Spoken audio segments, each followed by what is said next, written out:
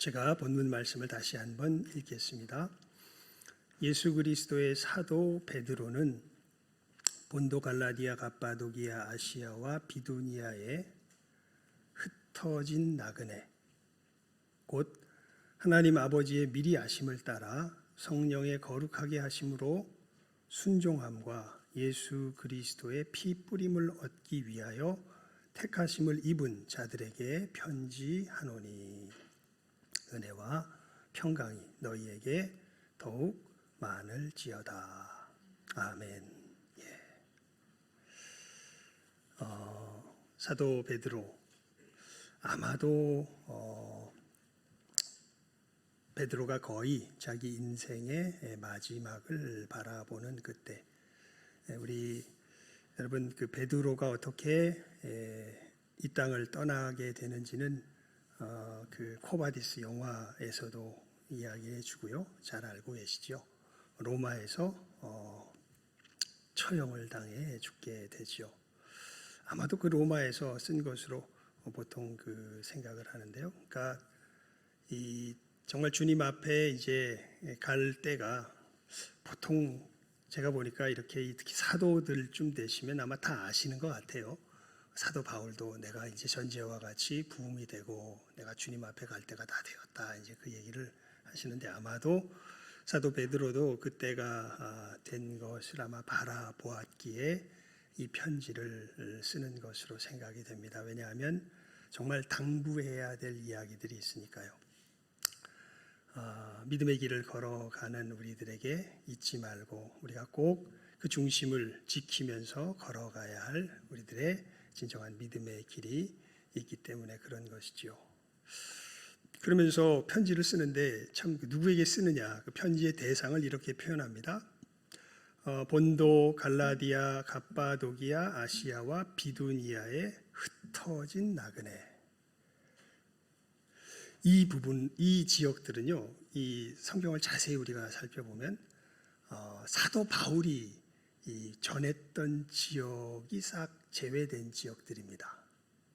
그러니까 바울이 로마서에 보면 그런 얘기를 하잖아요. 내가 다른 데서 역사한 곳에서 하지 않았다. 이렇게 다른 이들이 역사한 곳에서 하지 않았다. 이렇게 이야기를 하는데 재미있게도 보게 되면은 요 본도 갈라디아 갑바도기아 아시아 비두니아 여기 사도 베드로가 언급하고 있는 지역들은 사도 바울이 이 사역했던 지역하고는 이렇게 좀 구별되어져 있습니다. 아마도 그러니까 사도 베드로가 자기가 주대에게 역사하였던 사역하였던 그 사역지들을 쭉 떠올리면서 거기에서 이제 자기의 사역 속에서 주님께로 돌아온 하나님의 백성들 그 사람들에게 모두에게 사실은 편지를 쓰고 있는 것으로 생각이 되는 것이죠.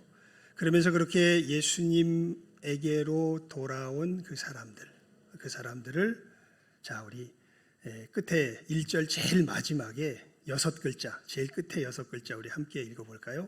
시작 한번 읽습니다. 시작. 흩어진 나그네. 흩어진 나그네. 그러니까 예수님을 믿게 된 사람들을 지금 사도 베드로가 뭐라고 표현하냐면 너희들은 흩어지는 빼놓고 뭐다? 나그네다. 나그네다.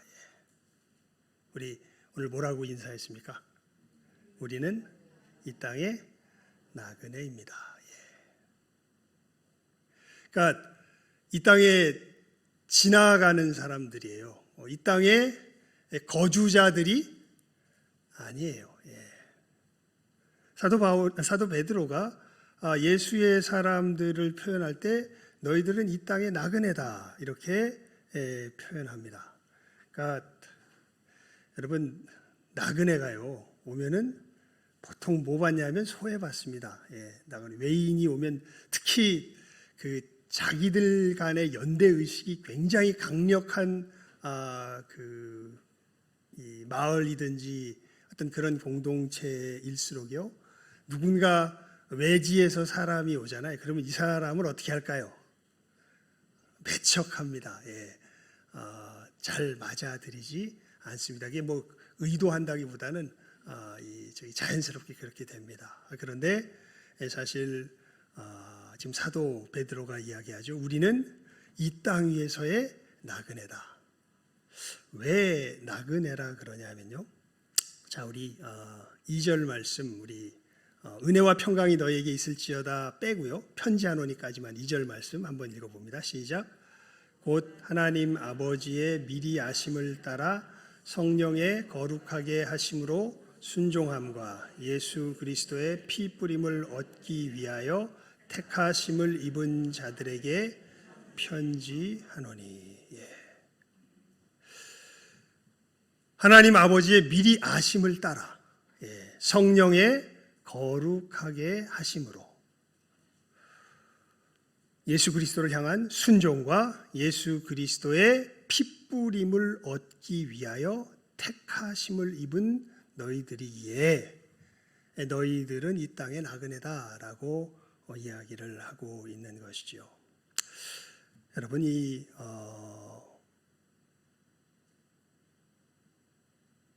예수 그리스도의 핏뿌림을 받으면 왜 이 땅에 나그네가 될까요?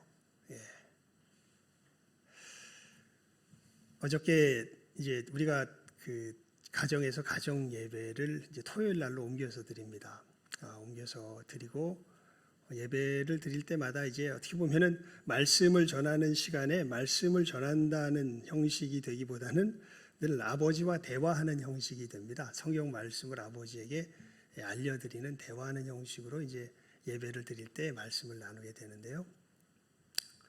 아버지와 말씀을 나누는 가운데 이제 어저께 읽었던 본문이 다른 본문이 아니라 요한복음에서 예수님께서 이제 예루살렘 성에 입성하셔서 이제 거기서 벌어지는 그 상황 가운데 한 대목을 이제 읽고서 말씀을 나누었는데요.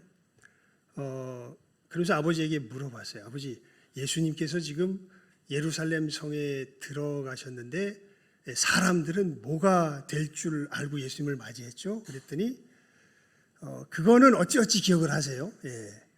처음에는 뭐 다 하나도 기억 안 나 그랬다가 맞다 그렇게 하면서 왕이 될 줄 기대했지 그렇게 이야기를 했어요. 이거 맞았다고. 왕이 될 줄로 사람들이 기대해서 예수님을 맞았죠. 자, 그런데 예수님은 거기서 어떻게 왕이 되셨을까요? 제가 물어봤습니다. 계속 얘기를 했었거든요. 그랬더니 사람들이 추대해서 된 거 아니야? 그렇게 대답을 하세요.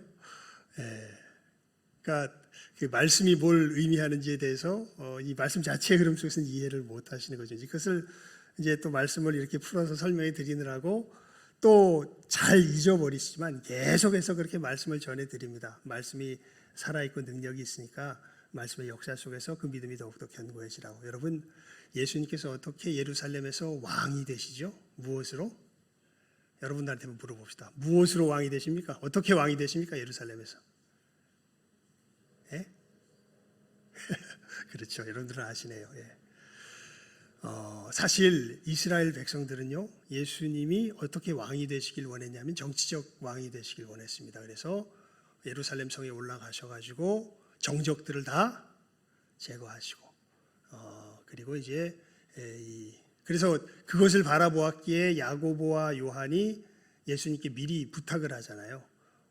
예수님 예루살렘 성에 올라가셔서 왕이 되시면 하나는 주의 좌편에 하나는 주의 우편에 좀 앉게 해주세요. 이렇게 부탁하는데 예수님께서 뭐 그런 기록은 없지만 웃으셨을 것 같아요. 너희들 내가 되는 왕이 어떠한 왕인 줄 아느냐?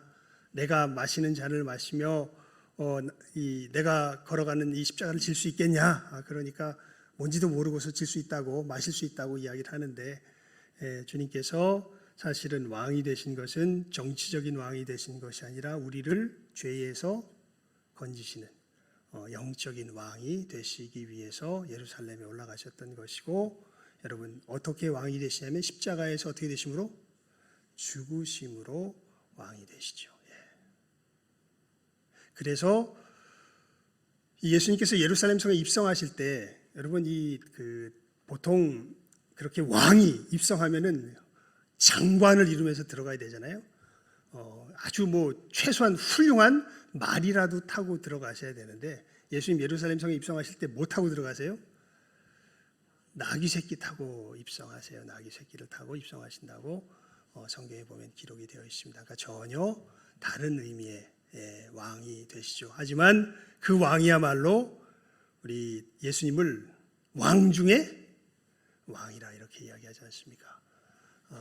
그렇게 정말 이 온 세상을 마귀의 권세에서 건지시는 그 죄의 권세에서 건지시는 진정한 왕으로서 예수님께서 입성하시게 되죠.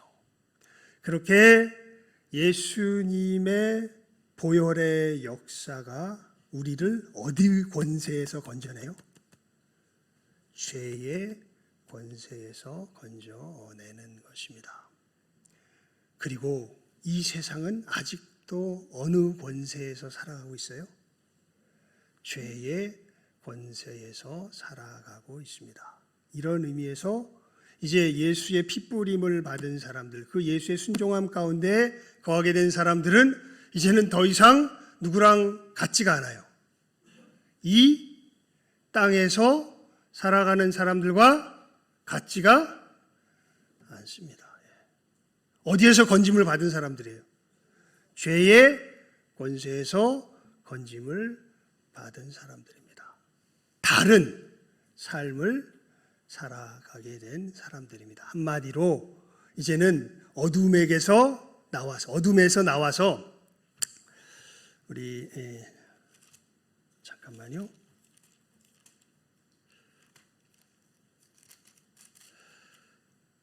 사도행전 26장을 한번 펴보시겠습니까? 사도행전 26장입니다.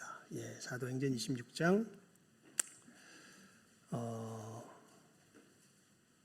15절에서 18절까지 우리 함께 읽어볼까요? 15절에서 18절까지 말씀입니다. 사도행전 26장 15절에서 18절까지입니다. 우리 함께 읽어봅니다. 시작하면 읽습니다.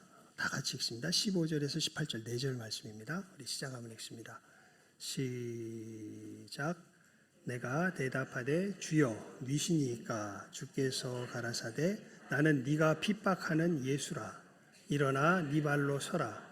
내가 네게 나타난 것은 곧 내가 나를 본 일과 장차 내가 네게 나타날 일에 너로 사환과 증인을 삼으려 함이니 이스라엘과 이방인들에게서 내가 너를 구원하여 저희에게 보내어 그 눈을 뜨게 하여 어두움에서 빛으로 사단의 권세에서 하나님께로 돌아가게 하고 죄사함과 나를 믿어 거룩해 된 무리 가운데서 기업을 얻게 하리라 하더이다. 아멘.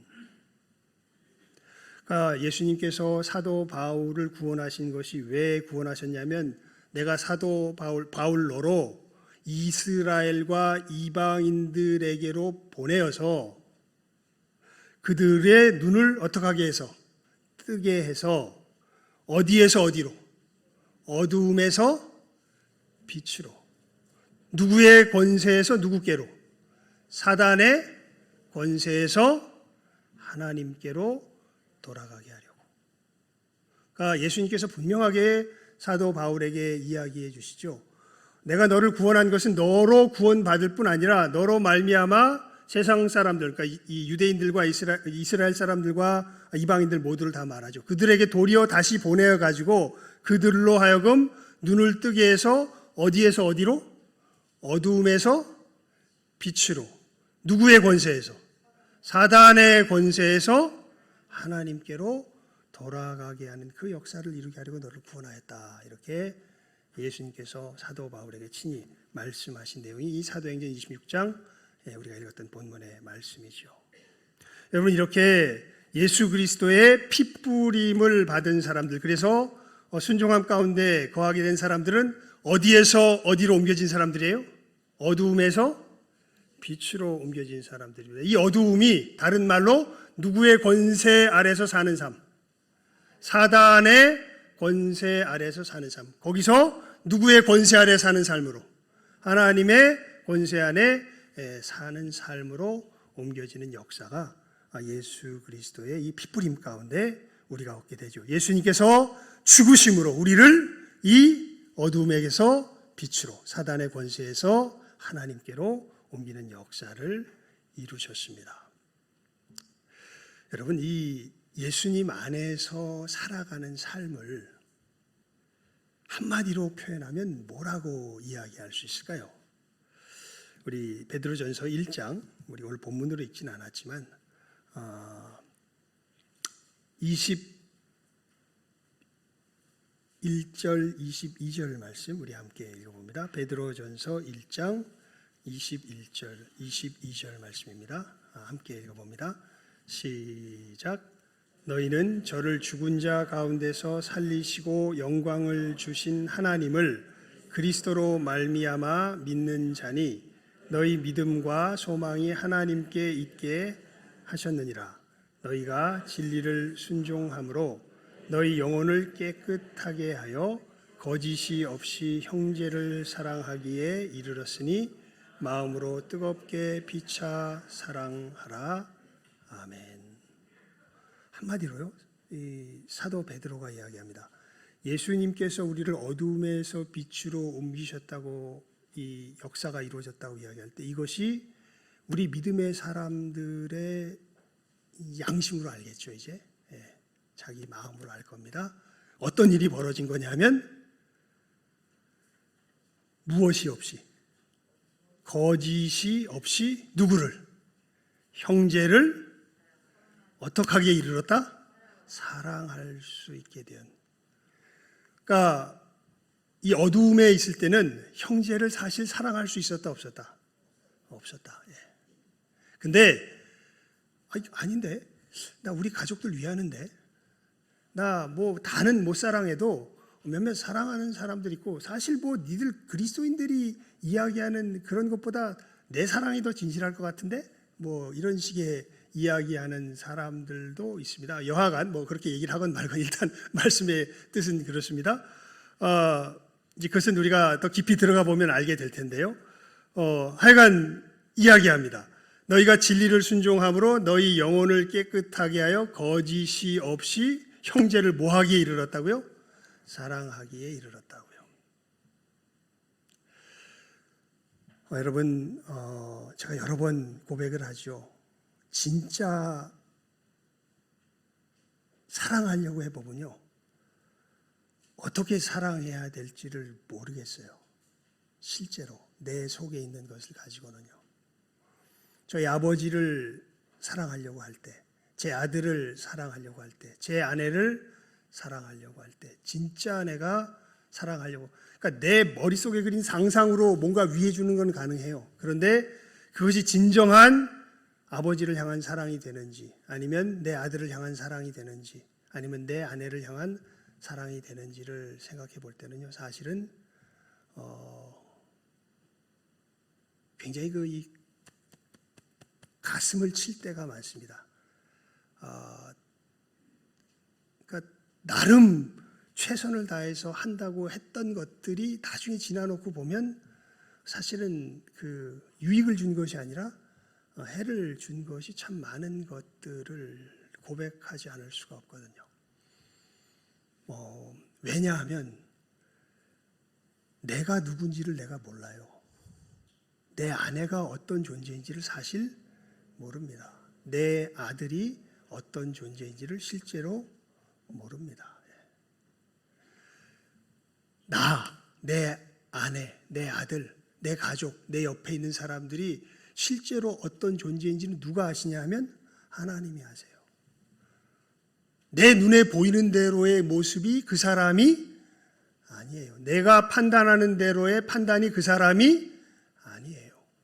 우리는 정말 하나님을 모르면 다른 사람을 진실하게 뭐 할 수 없어요? 사랑할 수 없습니다. 사랑한다는 건 여러분 사랑하면요 가만히 못 놔둡니다. 사랑하면요 반드시 그 사람이 잘 되게끔 하지 않고는 못 견뎌요. 그냥 막 나가는데도, 잘못되는 길을 걸어가는데도 괜히 그 사람이 마음에 불편해할까봐 그 사람에게 간섭 안 하는 건, 그건 친절이라고 말할 수 있을지는 몰라요. 하지만 뭐 하는 건 아니에요. 사랑하는 건 아니에요. 그런데 문제가 이거죠. 뭐가 잘하는 건지를 우리가 모릅니다. 뭐가 저 사람에게 정말 유익한지를 우리가 몰라요. 누가 아세요, 그걸? 하나님이 아세요. 그래서 예수님 그러시잖아요. 영생은 곧 유일하신 참 하나님과 그의 보내신 자 예수 그리스도를 아는 것이니이다. 그래서 진짜 사랑하려면 누구를 알아야 돼요, 우리가? 하나님을 알아야 돼요, 하나님을. 근데 우리가 정말 어둠에 속해 있다는 것이 누구를 원수 삼고 살아가는 게 우리예요. 그 하나님을 원수 삼고 살아가는 게 우리예요. 아버지, 예수님께서 십자가 위에서 뭐 하셨는 줄 아세요? 이 일을 하셨어요. 다른 것이 아니라 하나님의 뜻을 어그러뜨리며 살아갈 수 없는 우리를 하나님의 뜻을 기뻐하는 존재로 바꾸시는 역사가 예수님이 어떻게 되심으로 말미암아 일어난 거예요. 십자가에서 죽으심으로 말미암아 일어난 거예요. 그 일을 이루시기 위해서 예수님께서 예루살렘에 가신 것이고, 그리고 십자가에서 그 역사를 이루셨어요. 그렇게 예수님은 만왕의 왕이 되셨어요. 한 3, 40분의 긴 이야기 속에서 끄덕끄덕 하시는 것 같은데, 또 다시 물어봐야죠. 다시 물어볼 겁니다. 그래서 정말 진정한 믿음 가운데 거할 수 있기를 바라는데, 여러분, 그렇게 이 흩어진 나그네들은요, 예수 그리스도의 그 핏부림으로 말미암아 이제 누구에 대하여 살게 된 사람들이에요? 하나님께 대하여 살게 된 사람들이에요. 예전에는 하나님께 대하여 어떻게 돼 있었었는데? 죽어 있었었는데, 이제는 예수님의, 이 사도가 그렇게 사역한 거죠. 예수님을 전했죠. 전해서 예수님을 영접하게 됐을 때, 그 예수님의 보혈의 피가 그 양심을 씻었을 때, 자, 우리 히브리서 9장 14절 다시 한번 볼까요? 이참에 히브리서 9장 14절입니다. 히브리서 9장 14절. 히브리서 9장 14절 말씀 함께 읽어봅니다. 히브리서 9장 14절 말씀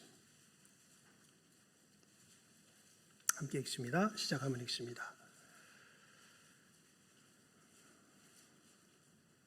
9장 14절 함께 읽습니다. 시작.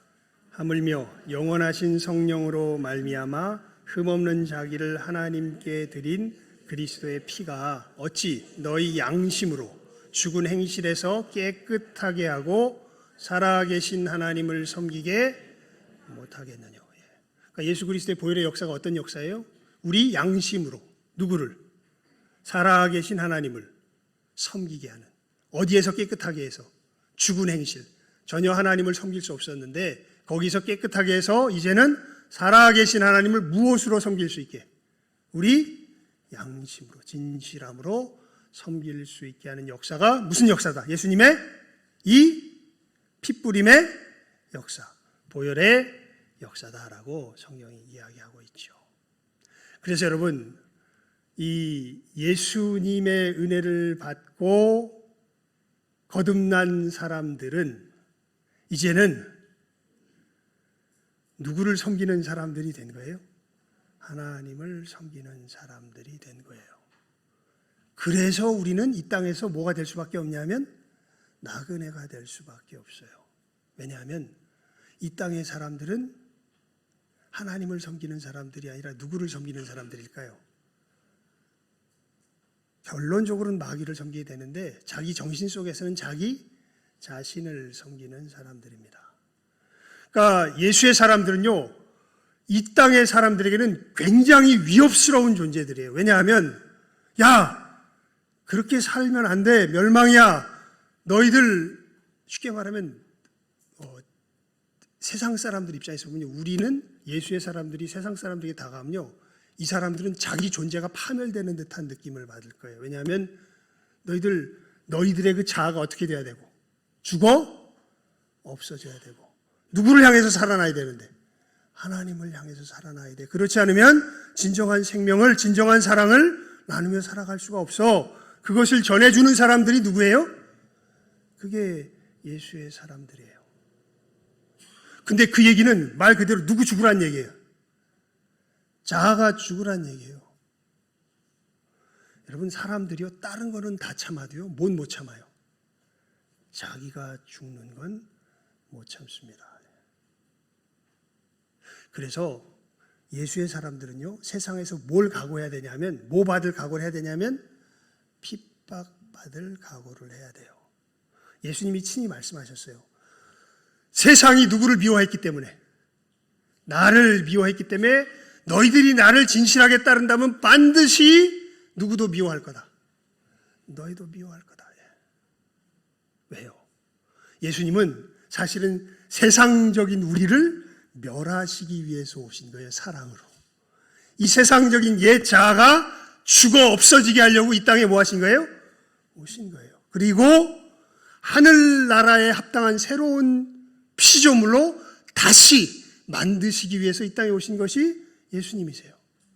그래서 예수님께 도움을 청한다는 것은 쉽게 말하면 자기를 뭐 해달라고 도움을 청하는 거예요?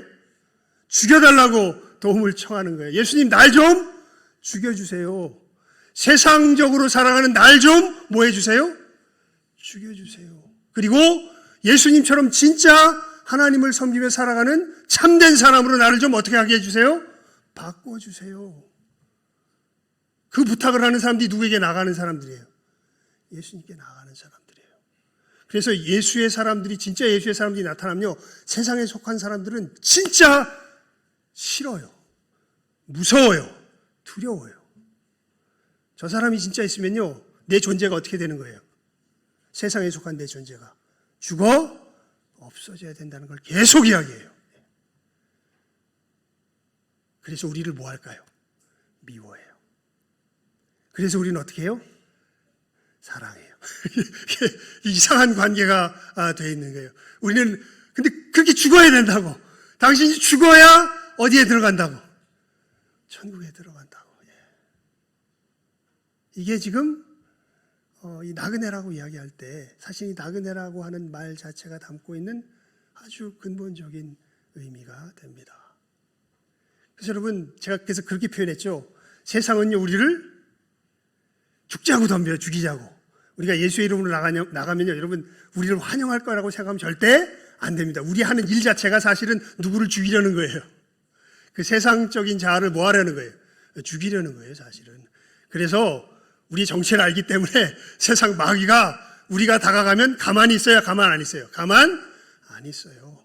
반드시 우리를 뭐 해요? 핍박해요. 왜냐하면 우리가 가면 자기의 나라가 없어지거든요. 그런데 우리는 그 핍박을 무릅쓰고 그 사람들 향해서 어떻게 하는 사람들이에요? 나아가는 사람들. 왜냐하면 그래야 그렇게 이 세상에 속한 자아가 죽고 예수님께서 새롭게 만드시는 그 새로운 거듭남의 생명을 얻어야 이 사람이 어디에 들어가기 때문에? 천국에 들어가기 때문에. 그러니까 저 사람을, 저 세상에 속한, 하나님이 세상을 이처럼 사랑하사 독생자를 주셨으니 이는 저를 믿는 자마다 뭐 하지 않고 멸망치 않고 영생을 얻게 하려 하심이라. 그러니까 저 상태로 있으면 어떻게 돼요, 저 사람들? 멸망해요. 그 자아가 죽어 없어지고 예수님께서 새롭게 만들어주신 그 새 거듭남의 생명을 가져야 어디에서 살 수 있어요? 천국에서 살 수 있어요. 그래서 세상과 우리는 그 점에서는 영원히 뭘 그으면서 나갈 수밖에 없을까요? 평행선을 그으며 나아갈 수밖에 없습니다. 절대 합치될 수가 없어요. 하지만 정말 마귀는 우리를 죽이자고 달려들지만요, 우리는 뭐 하자고 달려드는 거예요? 살리자고 달려드는 거예요. 그 부분에 있어서.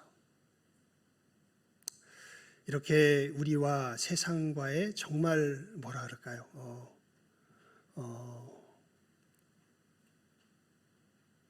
어찌할 수 없는 불강력적인 어떤 이 관계 속에서 우리가 이 땅에서의 삶의 길을 이제 주님의 사랑을 실천하는 길이 이 세상의 그 어둠을 부수는 그 길이 되기 때문에 우리가 걸어가게 되는데, 이 길이 어마어마한 고난과 어려움이 동반되는 길입니다.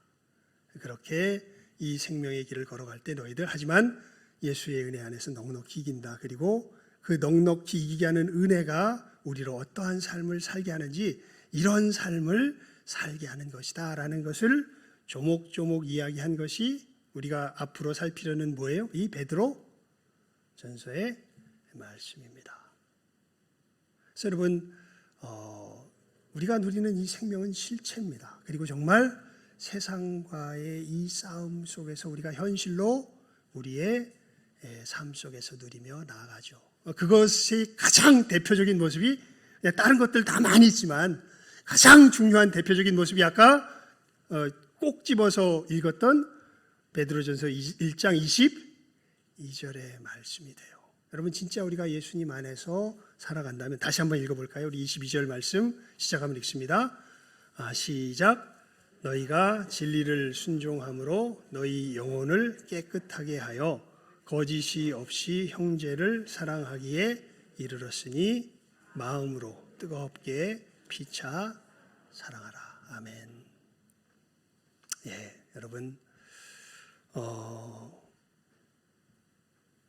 이 사랑이 우리들 가운데 나타나기 위해서는요 정말 은혜 없이는 안 됩니다. 그래서 베드로가 1장 2절에 마지막에 인사를 할 때 너희에게 흩어진 나그네들, 너희에게 예수 그리스도의 핏부림을 얻어 이 땅에 나그네가 된 너희들에게 내가 편지하는데 무엇과 무엇이 너희에게 더욱 많을지어다? 은혜와 평강이. 이런 구체적인 내용은 우리가 하나하나 좀 다음 시간에 살펴가도록 할지라도 이 전체적인 맥락은 우리가 오늘 말씀 속에서 분명히 깨달아 합시다. 여러분 이 진정한 사랑의 삶이 우리들 가운데서 펼쳐지려면 뭐 없이는 안 돼요? 은혜 없이는 안 돼요. 그래서 이렇게 지금 축복하며 인사하고 있는 것이죠. 여러분 여기를 보고 우리 말씀을 맺도록 합시다. 고린도전서 13장을 한번 펴보십시오. 고린도전서 13장입니다. 고린도전서 13장 1절에서 3절까지 1절에서 3절입니다. 고린도전서 13장 1절에서 3절입니다. 우리 함께 읽어봅시다. 고린도전서 13장, 이 유명한 장입니다. 성경에서 일명 사랑장이라고 말해요. 이 장에 별명이 붙어 있어요. 사랑장. 13장 1절에서 3절입니다. 시작하면 읽습니다. 시작. 내가 사람의 방언과 천사의 말을 할지라도 사랑이 없으면 소리나는 구리와 울리는 꽹과리가 되고, 내가 예언하는 능이 있어 모든 비밀과 모든 지식을 알고 또 산을 옮길 만한 모든 믿음이 있을지라도 사랑이 없으면 내가 아무것도 아니요. 내가 내게 있는 모든 것으로 구제하고 또 내 몸을 불사르게 내어줄지라도 사랑이 없으면 내게 아무 유익이 없느니라. 이 무서운 말이에요. 뭔 얘기냐면 얼마나 하나님께 놀라운 특별한 은혜를 받았는지 방언 정도가 아니라 무슨 말을 해요?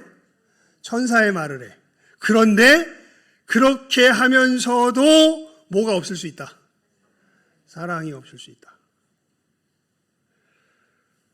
또 어떤 어떤 삶에 있어서의 특별한 은혜겠죠. 예언하는 능이 있고 모든 비밀과 모든 지식을 알고 또 정말 특별한, 이건 은사로서의 믿음입니다.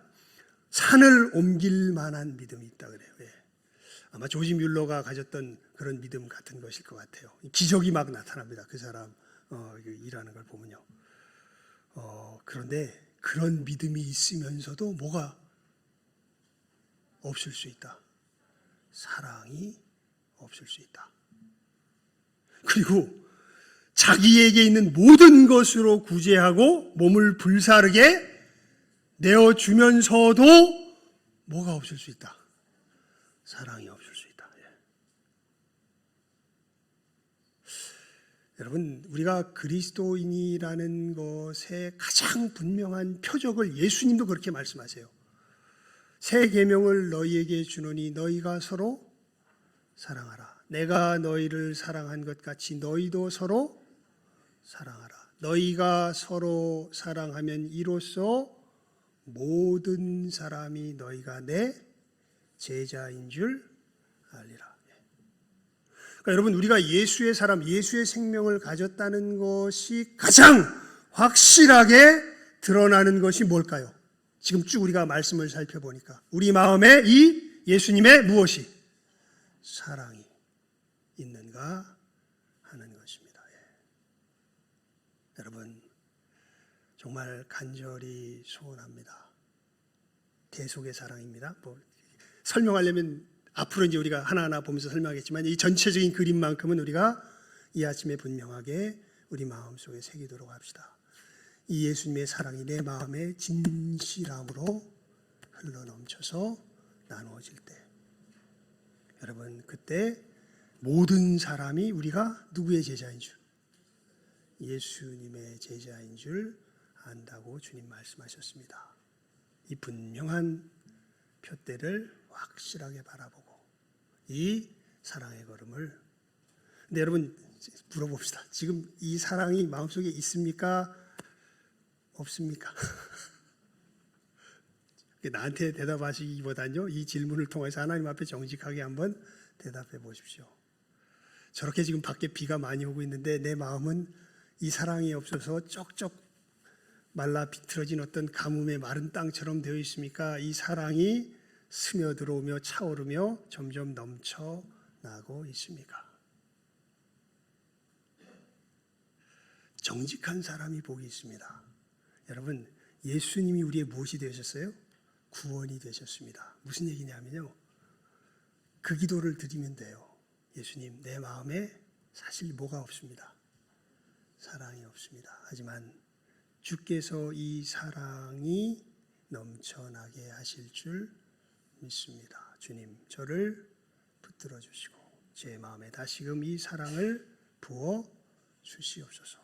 내가 그리스도와 함께 십자가에 못 박혔나니 그런즉 이제는 내가 산 것이 아니 오직 내 안에 그리스도께서 사신 것이라. 내 안에 사신 주님, 지금 내 마음속에 없는 이 사랑 다시금 주께서 샘이 되어 주셔서 넘쳐나게 하여 주시옵소서. 우리가 그 이유 때문에 어디 나온 거예요? 이 자리에 나온 것이죠. 그래서 여러분, 우리의 샘이 되시는, 생명샘이 되시는 만나는 어떻게 공급받습니까? 매일 공급받습니다. 우리가 이것을 공급받기 위하여 이 자리에 나오는 것이죠. 여러분, 이것으로 넘쳐나며 진실로 우리 주변의 사람들에게, 야, 내가 딴 건 모르겠는데 신성교회를 보니까 저기는 사랑이 있어, 예수님의 사랑이 있어, 이러한 평가를 받을 수 있는 우리 복된 교회, 우리 신성교회 될 수 있기를 주님의 이름으로 축원을 드립니다. 기도하겠습니다. 하나님 아버지, 감사합니다. 저희들 이 땅 가운데서 나그네 될 수밖에 없음을 다시 한번 복음의 진리를 살피는 가운데 교훈을 얻습니다. 그렇습니다. 우리를 하나님께 대하여 살게 하셨기 때문에 하나님께 대하여 죽어있는, 그래서 자아가, 하나님을 반역하는 자아가 시퍼렇게 살아있는 세상과 우리가 함께 갈 수 없기에 세상이 우리를 미워함을 저희들 이제는 분명하게 알게 하여 주시옵소서. 그리고 저희들 그렇게 하나님 없이 멸망해가는 세상을 사랑합니다. 그들도 우리와 같이 이 하나님을 섬기며 영원한 생명을 누리는 이 천국에서 살아가기를 소원합니다. 그러기에 저희들 주님의 사랑 품고서 저 멸망을 향하여 나아가는 세상을 향하여서 참으로 오히려 사랑하며 전진할 줄 아는 우리 귀한 영혼들인 것을, 그것이 바로 그리스도인인 것을 이 시간 짧은 말씀이지만 이 전체적인 맥락을 통하여서 깨달아 알게 하여 주시고, 이 사랑의 걸음 저희들의 삶 속에서 한 걸음 한 걸음 진실함으로 바르게 걸어가는 우리 모든 복된 귀한 영혼들, 주님의 참된 교회, 우리 교회 되게 하여 주시옵소서. 모든 것 예수님의 이름으로 기도드리옵나이다. 아멘.